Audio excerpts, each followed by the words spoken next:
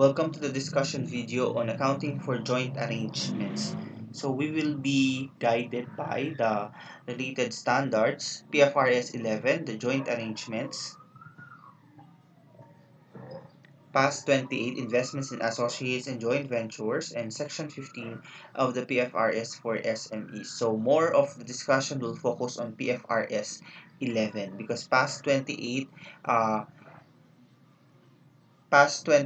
will be dealt with in a separate course, maybe in accounting for business combinations. So our focus is PFRS 11 joint arrangements, but we will touch some items related to joint ventures and the relevant provisions of PFRS for SMEs. So at the end of the module, we'll be able to define a joint arrangement and state its characteristics. We differentiate joint operation and joint venture because a joint arrangement, before you can account for the transactions, you have to first identify whether it is a joint operation or a joint venture. In full PFRS, you have to classify first whether it is joint operation and joint venture because as a different accounting procedure will be used based on this classification. Account for joint operations and describe accounting requirements for joint ventures. So before we classify joint operation and joint venture, let us define first what joint arrangement is according to PFRS 11. So it is an arrangement of which two or more parties have joint control. So there are essential elements in the definition of a joint arrangement. One is that there is a contractual arrangement, and second, it has joint control. So what does contractual arrangement means?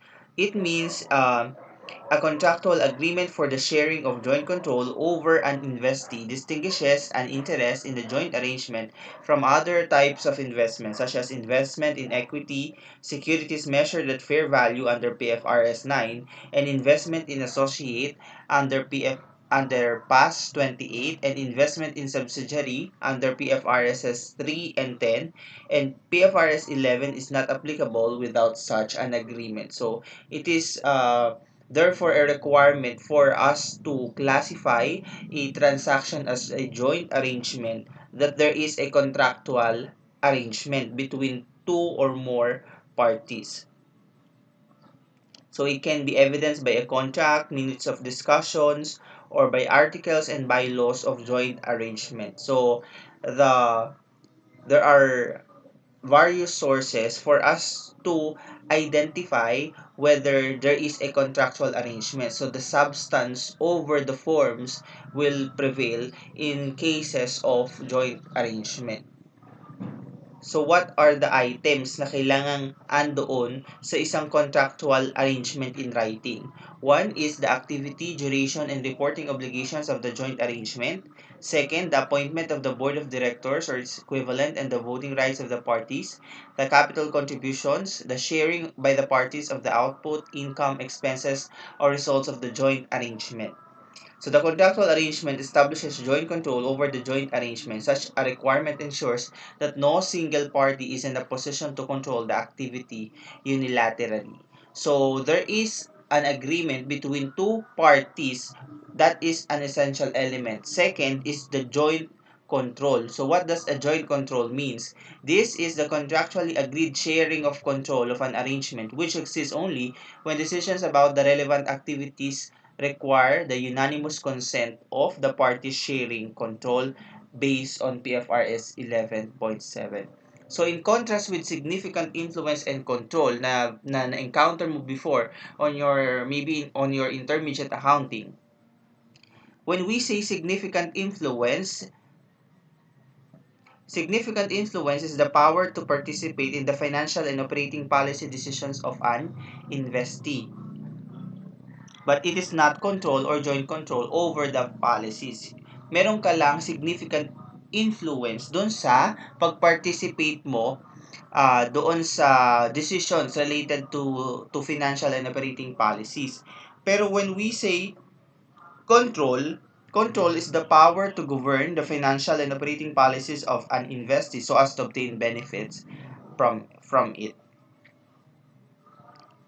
So, mas mabigat when we say there is a control because you have the capacity to make the financial and operating policies for the investee.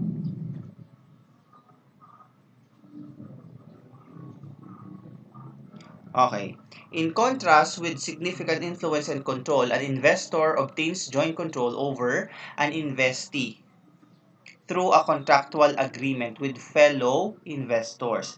Financial and operating decisions relating to the joint arrangements activities require the consent of each of the parties sharing joint control. So no single party obtains leverage over another in respect of voting rights over financial and operating decisions. So kailangan unanimous when we say joint control, uh, you have you have to have a unanimous decision. So merong agreement between all of the parties na nagfo-form part ng joint control na yon.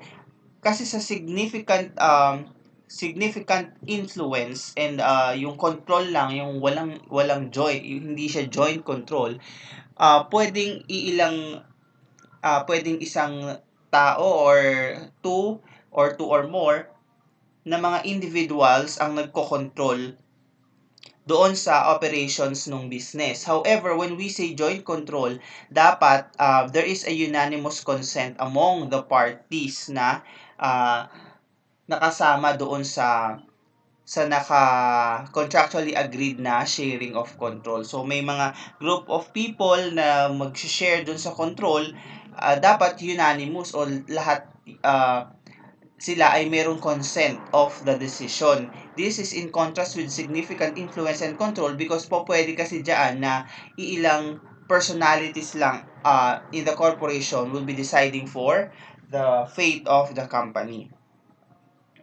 So joint control exists when all the parties sharing joint control over the arrangement act collectively or together in directing the activities that significantly affect the returns of the arrangement. So an arrangement is considered a joint arrangement even if not all the parties to the arrangement have joint control. It is sufficient that at least two of those parties share joint control. Kaya nga yung definition natin ng joint arrangement is an arrangement of which two or more parties have joint control. So po pwedeng dalawa lang. Pwedeng hindi lahat sila. So PFRS 11 distinguishes between joint control and joint arrangement. So parties that have joint control of a distinguishes between parties that have joint control of a joint arrangement, referred to as joint operators or joint venturers, as tabulated below. So parties that participate in but do not have joint control of a joint arrangement. Party to a joint arrangement is an entity that participates in a joint arrangement regardless of whether that entity has joint control of the arrangement. So para mas medyo nakakalito kasi itong the concept of joint arrangement, joint operations, and joint venture. But you have to look at the tabulation for us to easily understand. So, the nature of the relationship with the investee, yung company ng tinutukoy dyan. So, it can be a regular investor, pwedeng significant influence, pwedeng control at joint control. So, magkaiba yung control at joint control. So, the types of investment, kapag regular investor ka, is fair value through profit or loss or fair value through the other comprehensive income asset. Pag significant influence, you are dealing with an investment. The transaction is an investment in associate. Pag control, it is an investment in a subsidiary. Kapag joint control, this can be divided into two. It can be joint operation or joint venture. Sir, bakit joint control po yan? Bakit hindi siya joint arrangement? Remember, andito tayo sa topic ng joint control. The requirement for the elements of a joint arrangement is one, contractual arrangement, and second, joint control. So, nandito tayo sa portion na inaaral natin kung ano ang ibig sabihin ng joint control. So, when we say joint control, it can be joint operation and joint venture. The interest in the rights will differ. So, tingnan mo dyan. Kapag regular investor, less than 20%. Pag significant influence, 20 to 50. Pag control, 51 to 100%. Kapag joint control, it is contractually agreed. So, it will depend on the agreement. Pwedeng yung naka-indicate sa articles of incorporation or dun sa bylaws, ganyan. So the standards that will guide you is indicated there. For joint control, which is the focus of this module, is PFRS 11 and other relevant PFRSs.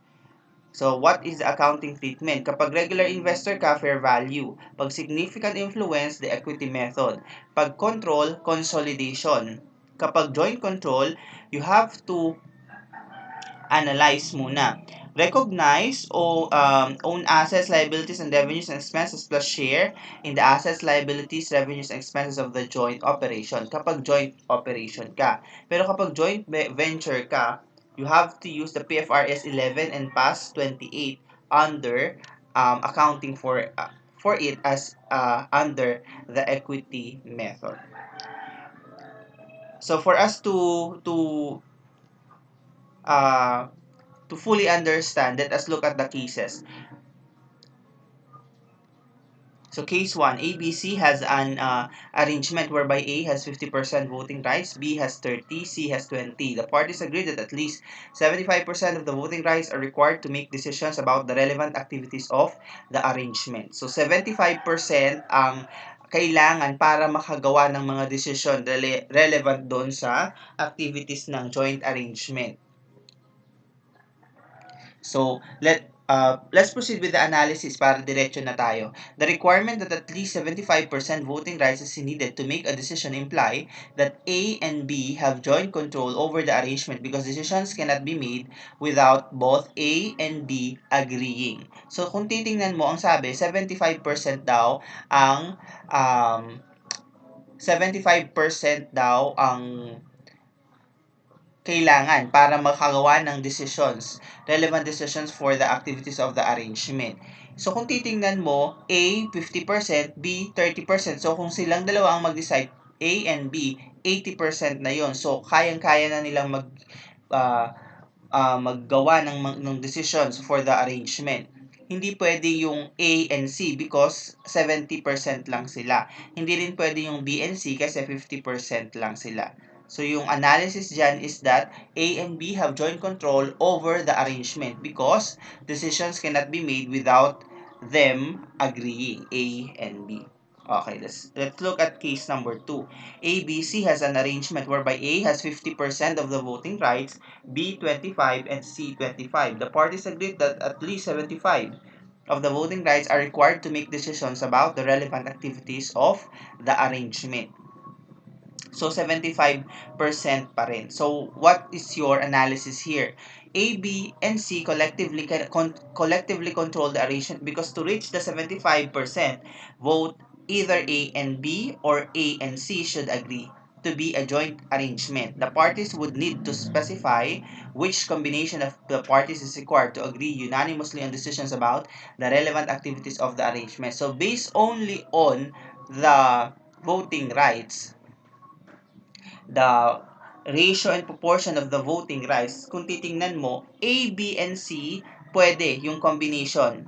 Kasi kung 75, pwedeng A and B, pwedeng A and C ang mag-agree dyan. However, di ba ang sabi sa atin, it should be contractually agreed.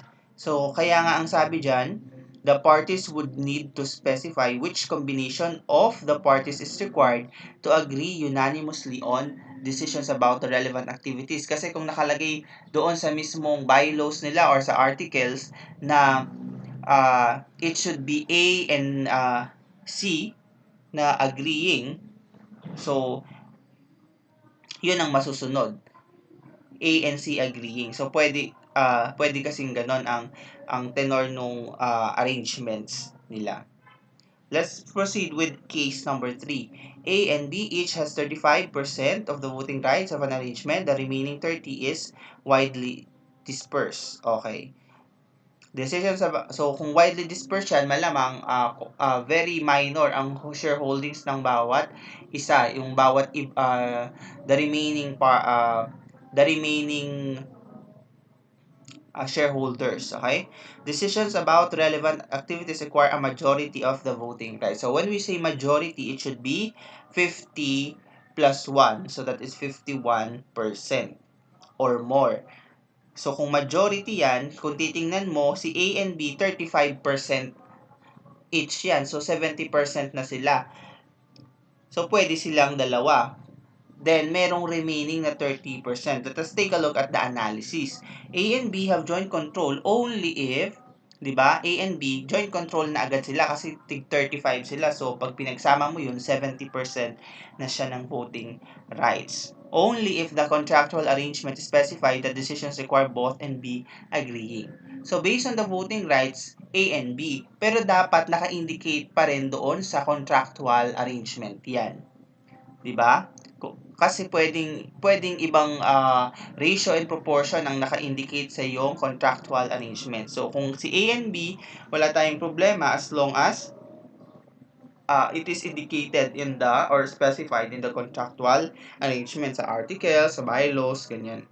So this is because a majority vote can be reached either in the combination of A and the other parties or B and the other parties. That is A is 35 and at least 16% held by other investors, or B is 35 and at least 16% held by other investors. Okay?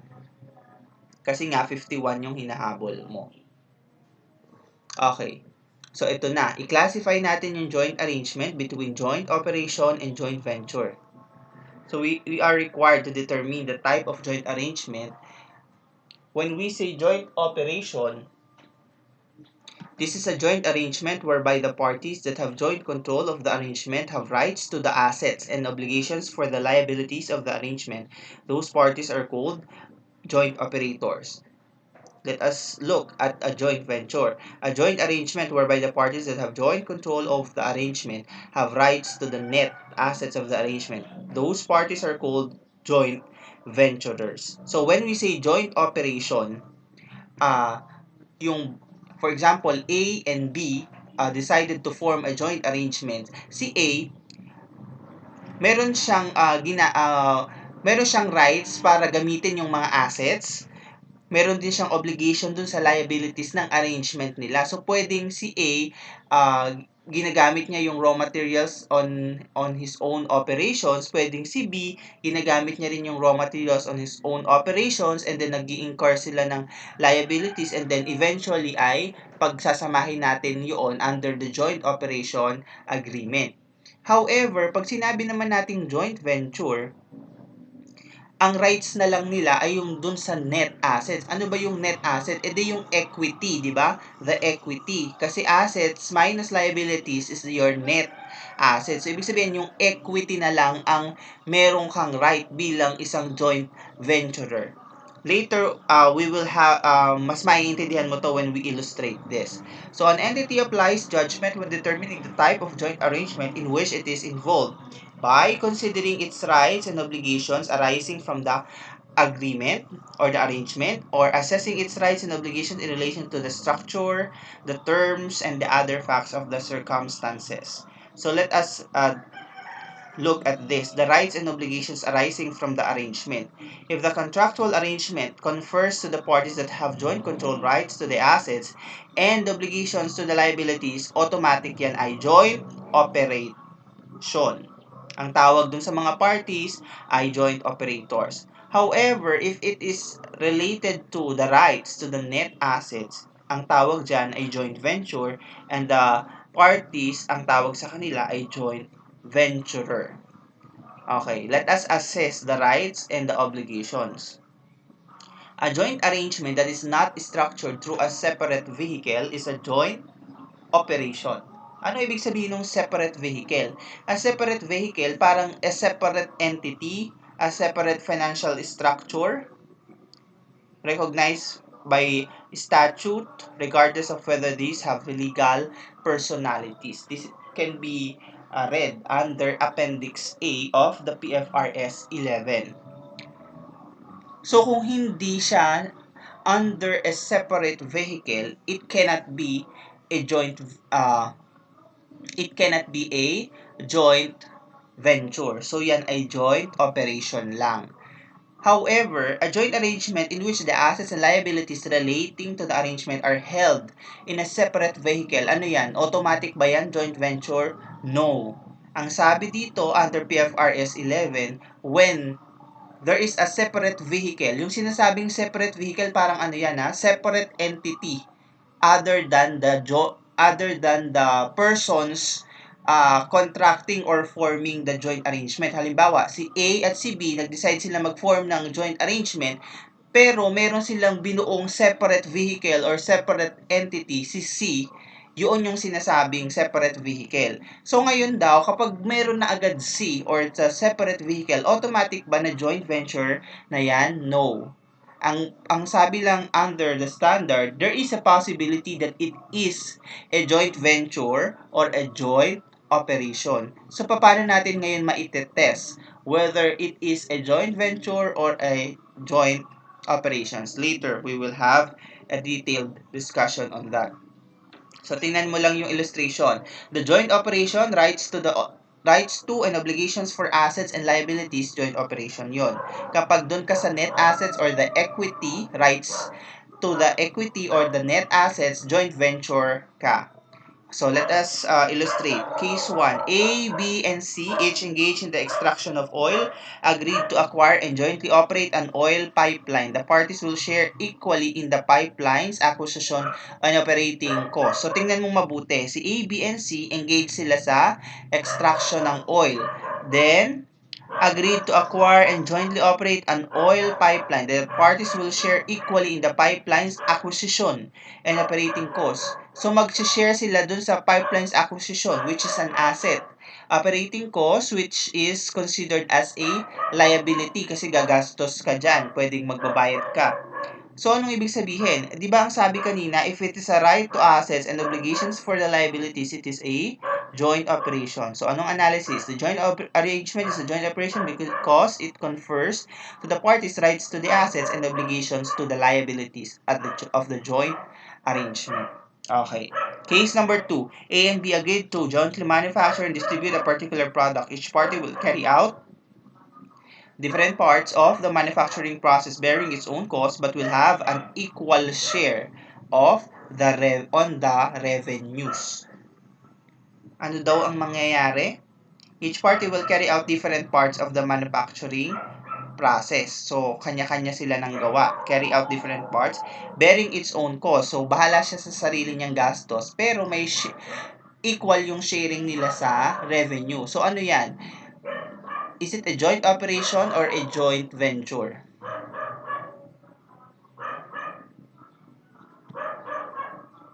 The analysis is the joint arrangement is a joint operation because it is not structured through a separate vehicle. That is, each party carries out a specific task using its own existing business. So medyo nagigets mo ba? Wala siya sa separate vehicle. So ibig sabihin, kung wala siya sa separate vehicle, it cannot be a joint venture. So it is a joint operation. Case number 3. A and B entered into a joint agreement to form Alphabets Corporation which will manufacture materials required in A's and B's individual manufacturing process. So si A and B, nag-agree sila. Tapos may finorm silang Alphabets Corporation. Is this the separate vehicle I am discussing? Yes. So ito yon. Merong separate entity. Diba? Or separate financial structure. So each party will have 50% ownership in Alphabets. Alphabets will have its own assets, liabilities, equity, income, and expenses. Okay.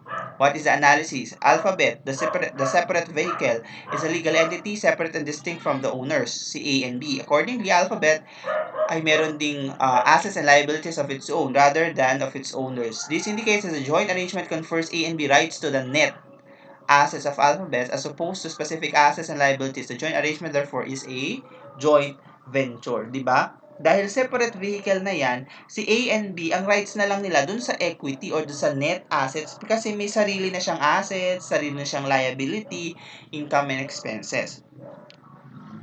However, ang sabi dito, A and B can modify the features of the separate vehicle such that A and B will have rights to the assets and obligations for the liabilities of the separate vehicle. Such modification can cause an arrangement to be a joint operations. So medyo nagigets mo na ba yung delineation, the line between the joint venture and the joint operation. So the joint venture dapat separate vehicle. Pero kung separate vehicle yan, hindi yun automatic na joint venture siya. You have to first analyze. Kasi may itong however na ito, this will be the exception to that. Kasi pwede na separate vehicle pero yung mga parties involved have still rights to the assets and obligations for the liabilities, magfo-fall pa rin yan dun sa joint operation. So kung i-analyze mo mabuti, mas maraming possibilities na joint operations ang classification rather than it is classified as a joint venture. Kasi kung joint venture, one, dapat separate vehicle, and second, dapat rights to the net assets or to the equity lang. Okay?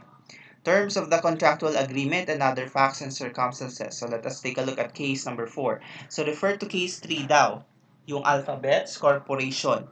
So in addition, it was further agreed that A and B shall purchase all Alphabet's output in the ratio of 50-50. Alphabets cannot sell to third parties without A and B's approval. B. Alphabet's pricing is designed to cover only the operating cost. Thus, Alphabets is intended to operate at a break-even level.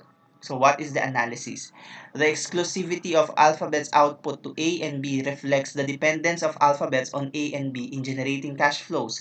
Therefore, A and B have an obligation to fund the settlement of Alphabet's liabilities. Kasi mapapansin mo, ang sabi dito, yung output daw ni A, yung output, A and B shall purchase all of Alphabet output in the ratio 50. Alphabet cannot sell without A and B's approval. So, exclusive lang yung output ni Alphabet kay A and B. Kumbaga, may separate vehicle nga, pero yung magiging output naman niya will be sold only to A and B. So that is the reason why nag-create siguro sila ng separate vehicles. Baka kailangan nila ng ganitong klaseng raw materials na magiging input sa kanilang process. So baka meron silang product na binubuo.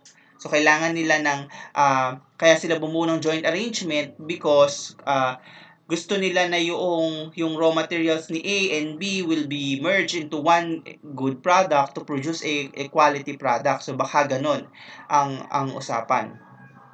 So kung ganito ang scenario na yung output ni Alphabet will be given to A and B, therefore, ang sabi dyan, it reflect the dependence of Alphabet on A and B in generating cash flows. Kasi kikita lang pala siya dahil kay A and B. Therefore, anong sinasabi? A and B have an obligation to fund the settlement of Alphabet's liabilities. So, dahil hindi niya maibebenta pala sa iba, so kung ano man yung magiging utang ni Alphabet, ay magiging obligation na rin ni A and B. Moreover, the exclusivity evidences A and B's rights to all the economic benefits of the assets of Alphabets. O, di ba natatandaan mo? When you have the rights to the assets and the obligations to the liabilities, anong tawag doon? Joint operation. So, these additional facts and circumstances indicate that the arrangement is a joint operation. So, pwedeng separate vehicle, pero dahil doon sa ibang provisions and stipulations on the arrangement, ay nagiging joint operation na siya. Okay? Pwede ring tanongin sa'yo in the board exam to classify whether it is a joint operation or it is a joint venture. So, you have to analyze kung papaano siya kinaklasify. Case number 5.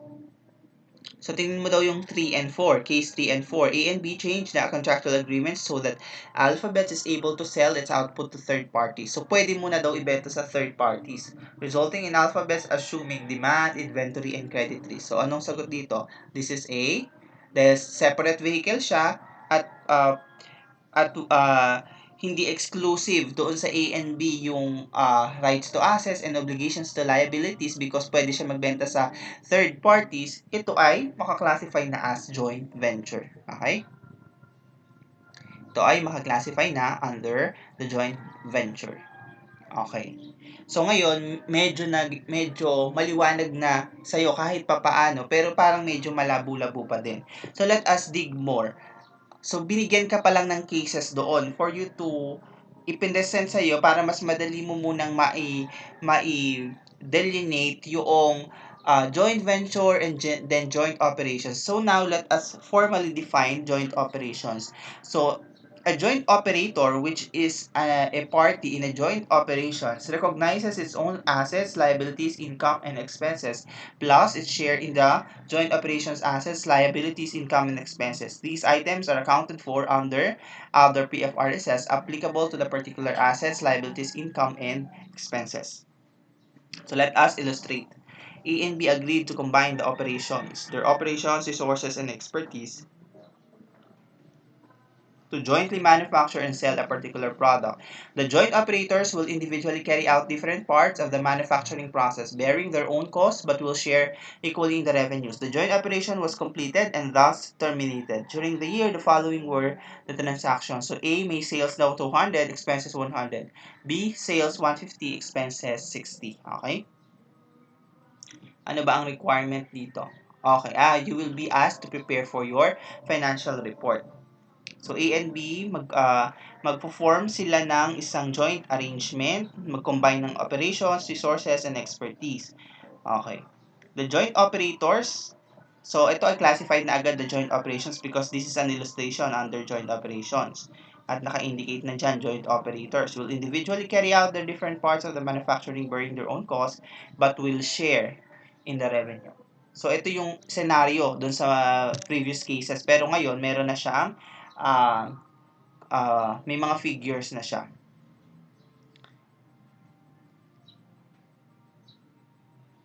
Yung cost daw, shoulder nila sarili, pero yung revenue ay share equally. So, how can we prepare the financial report?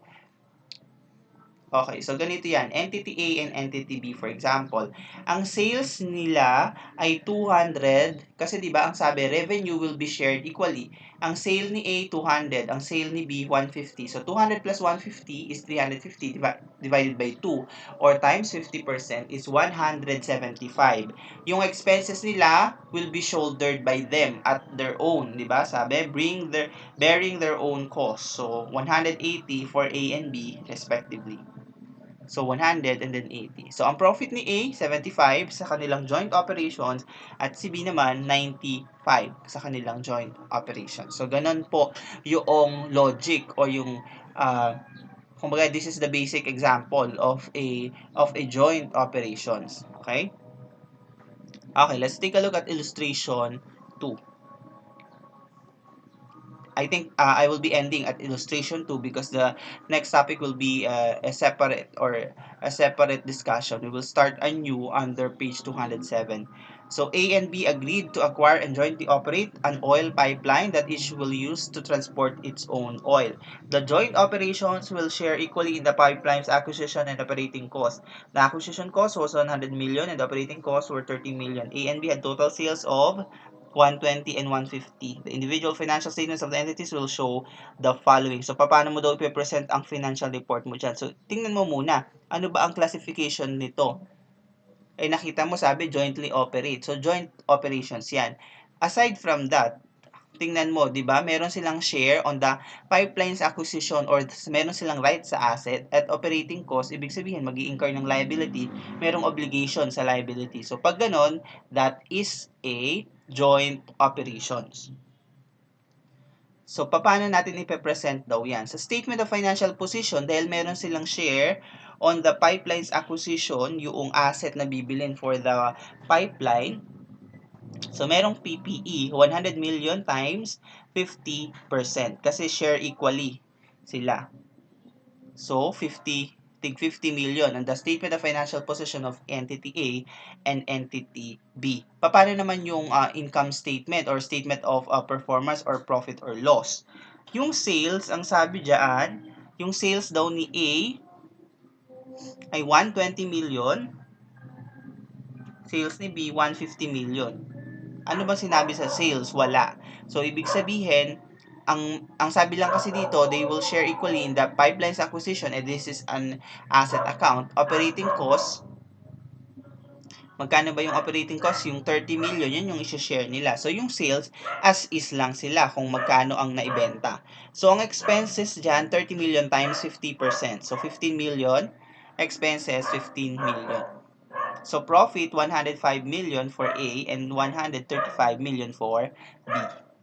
Okay, let us explain more the concept of these joint operations for you to appreciate kung bakit nangyayari ito. So, take a look at illustration 2. Sir, bakit ba kasi nagjo-joint operations pa?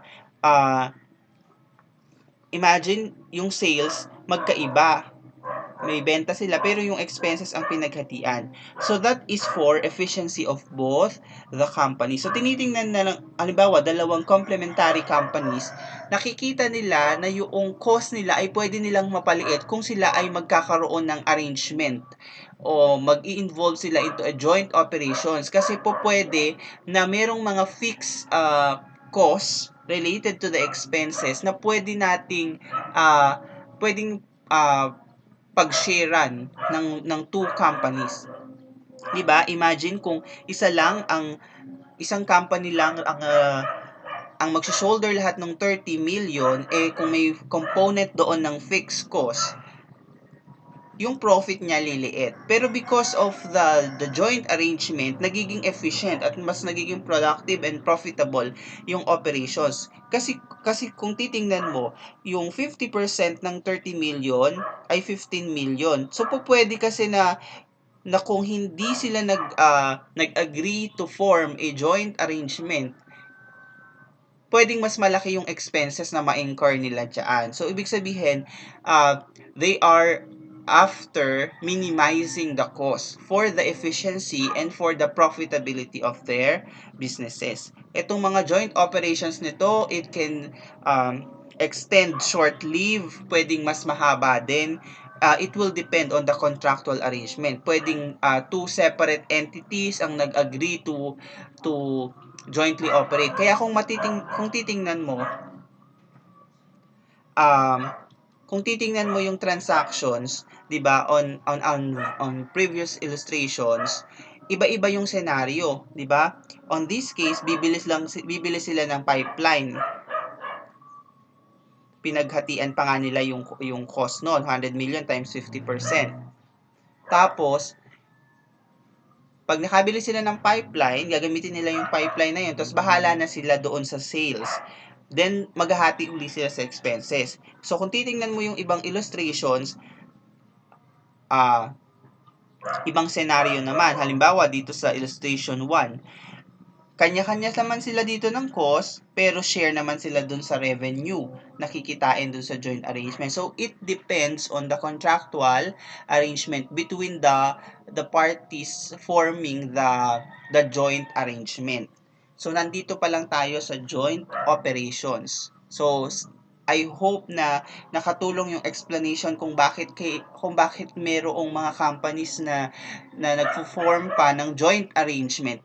One is because of the savings that they will have if they will proceed with the joint arrangement. Second, pwedeng tataas yung profitability nila because they may ask for a higher revenue because of the joint arrangement. Third, kung mapapansin mo yung acquisition ng asset, pwede kasing sobrang mahal nung pipeline, pero pwede pala siyang gamitin ng dalawang company. So imbis na ikaw ang bibili ng buong 100 million, nahati na siya. So ganon. Kumbaga, it is more of the cost efficiency and the maximization of profit kung bakit nag-a-agree yung mga companies to form these kinds of joint arrangements. I think I have to end the discussion on this. Please proceed on the next video for more of joint arrangements. Thank you.